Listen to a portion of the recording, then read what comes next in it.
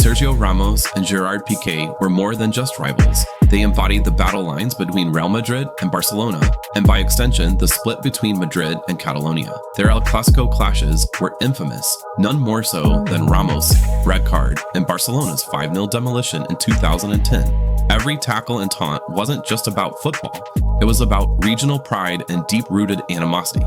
Yet somehow, these two found themselves side by side for Spain, lifting the 2010 World Cup and Euro 2012 trophies. How did two players, so publicly at odds, manage to set everything aside for a single cause? The answer starts with the first time they had to share a locker room. For Ramos and Piqué, stepping into the Spain camp meant entering a room full of recent enemies. Their rivalry wasn't just about club colors. It was about identity, pride, and years of on-field battles. Ramos, Madrid's hard-hitting, fearless enforcer, had just been sent off in that infamous 5-0 Manita defeat to Barcelona in November 2010. Piqué, never one to let a moment slip, flashed the 5-finger gesture to the crowd, a stinging, unforgettable taunt. That image was everywhere. Both men arrived in the national team, still carrying the weight of those clashes. The early days in the Spain setup weren't filled with dramatic showdowns, but the tension was real. Their teammates watched closely, aware of the history. The air was thick with caution. Ramos, known for his aggression and willingness to put his body on the line, didn't hide his loyalty to Madrid. Piqué, sharp-witted and media-savvy, wore his Catalan roots and Barcelona allegiance like a badge. Their personalities were different in every way. Ramos, the passionate leader who thrived on confrontation. Piqué, the clever provocateur who knew exactly how to get under an opponent's skin and who was building a brand as much as a football legacy. There were moments that made the friction public. After one early Spain call-up, Ramos was asked at a press conference about the club rivalry. He brushed it off with a laugh, calling Piqué the Andalusian, a subtle reminder of their differences. But these weren't the sort of players to let a few words spark a full-blown feud in the national camp. Instead, there was a quiet, professional truce. The stakes were too high for Spain to risk inviting. The team was stacked with stars, Casillas, Xavi, Iniesta, each with their own loyalties, but all with one goal: win for Spain. Still, the question lingered. Could these two ever trust each other?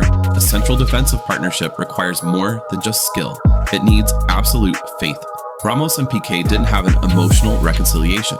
What they had was an understanding, an unspoken agreement that for these weeks, the shirt came first. The ambitions of Real Madrid and Barcelona faded into the background, replaced by the pressure to deliver on the biggest stage. For Spain, the World Cup and the European Championship weren't dreams. They were expectations. That pressure forced everyone to grow up fast. Their partnership didn't start with grand gestures or public displays of unity. It started with professionalism. Both men knew the cameras were waiting for any sign of drama. Instead, they gave nothing away.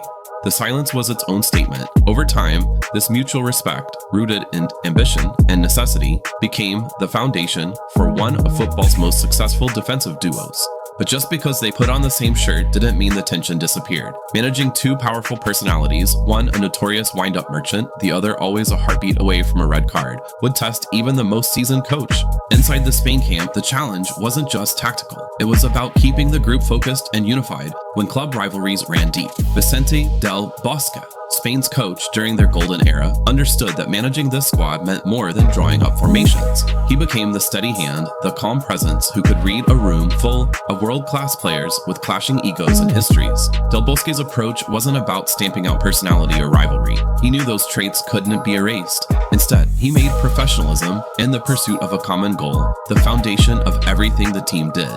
Piqué, with his sharp tongue and habit for stirring the pot, didn't always leave club hot tensions at the door. After one match, for example, he didn't hesitate to call out Real Madrid's style or even the refereeing, especially after heated moments like Ramos' challenge on Messi. Ramos, fiercely loyal to his club, would defend Madrid at every turn. These sparks could have set off bigger issues, but the presence of senior leaders like Iker Casillas helped keep things in check. When tempers rose, it was often a quiet word from a teammate or a subtle reminder from the coaching staff that pulled things back from the edge. The message was always clear: whatever happened in La Liga, it stayed there.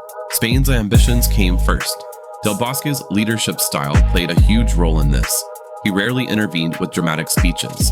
Instead, he fostered an environment where players took responsibility for the team's unity. There were team talks, unspoken rules, and a constant focus on the bigger picture. The real genius was in making the players themselves accountable for the atmosphere in the dressing room. Senior figures, Casillas, Xavi, Iniesta, helped bridge divides, and even Ramos and Pique learned to keep their club issues separate from their national duty. A real test came when Ramos was appointed captain of Spain after Casillas. Suddenly, Piqué, a leader at Barcelona and a proud Catalan, played under the captaincy of his fiercest rival. There was no public drama. Instead, Piqué summed up the dynamic best. I get on really well with Real Madrid's players. It's mutual. We have a lot of contact with each other, but when we step over the white line, we defend our own team's colors. That kind of professionalism made the difference. The coaching staff didn't need to micromanage every interaction. The players understood what was at stake. The shared goal of winning for Spain was powerful enough to override even the most stubborn club loyalties. Del Bosque's steady leadership, the senior players' example, and the willingness of rivals like Ramos and Piqué to put the team first created the foundation for Spain's historic run. But the real question is, when the whistle blew and they lined up side by side, did that professional truce turn into genuine chemistry, or did the tension always linger just beneath the surface? What happens when two of football's fiercest rivals, shaped by years of on-field chaos, are suddenly asked to protect the same goal? Ramos and Piqué, who spent the 2010-11 club season as the faces of Real Madrid and Barcelona's bitter feud. Ramos, with his uncompromising tackles and frequent red cards, Piqué orchestrating play from the back with cool precision, found themselves side by side in the Spanish national team. The contrast in their styles was obvious. Ramos was the heart-on-his-sleeve enforcer, unafraid to throw himself into any challenge, while Piqué was the calm organizer, reading the game and launching attacks with his passing. Alone, they were stars. Together, they had to become something more. Their partnership didn't start with instant chemistry. These were players who'd spent years not just battling each other, but studying each other's every move. Each El Clásicos was a lesson in what made the other tick. Ramos knew Piqué's comfort stepping out with the ball. Piqué understood Ramos's tendency to gamble on big tackles. When they first lined up for Spain, there must have been moments of hesitation, maybe a missed cue or a second of doubt. But that deep familiarity, born from rivalry, quickly became their greatest asset. On the international stage, Spain needed a defense that could handle the world's best. That's where the Ramos-Piqué dynamic came alive. Ramos brought the steel, crucial tackles, fearless blocks, and a vocal presence that kept the backline alert. Piqué provided the balance, staying composed under pressure, intercepting passes and starting attacks with pinpoint distribution. Their contrasting strengths didn't clash, they clicked. The result? Spain dominated defensively during their runs to the 2010 World Cup and Euro 2012 titles, conceding almost no goals in the knockout stages. Opponents found it nearly impossible to break them down. Their ability to anticipate each other's decisions set them apart. Ramos, knowing Piqué might push forward, would instinctively cover. Piqué, aware of Ramos's aggressive style, adjusted his positioning to provide support. Years of trying to outwit each other in La Liga turned into a silent, almost automatic understanding in a Spain shirt. This synergy turned what could have been a liability, two big personalities with a history of conflict, into one of international football's most reliable defensive partnerships. Then there's the story that refuses to die. The rumor that Ramos and Piqué were assigned to share a hotel room during Euro 2012. There's no solid evidence it ever happened, but the fact that so many people believe it and that it keeps coming up says a lot about how their partnership is viewed. It's become a symbol, a metaphor for what's possible when rivals put the team first. Whether true or not, the legend captures the public imagination. Two men, forced into close quarters, finding a way to coexist for the sake of a bigger goal. It reminds us that in sports, sometimes the myths tell us just as much as the facts. Their time together at the heart of Spain's defense wasn't just about shutting down opponents. It was about finding common ground, building trust,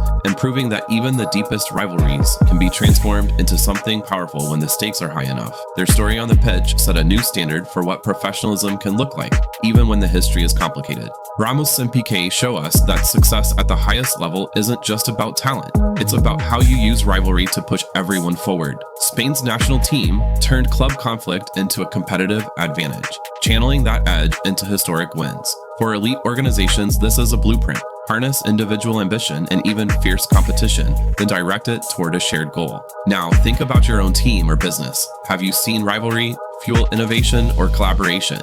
Drop your story in the comments and subscribe if you want more insights on athlete management and building winning teams. Just as Ramos and Piqué found common ground under Spain's flag, every professional rivalry can become a winning partnership when managed with vision and respect.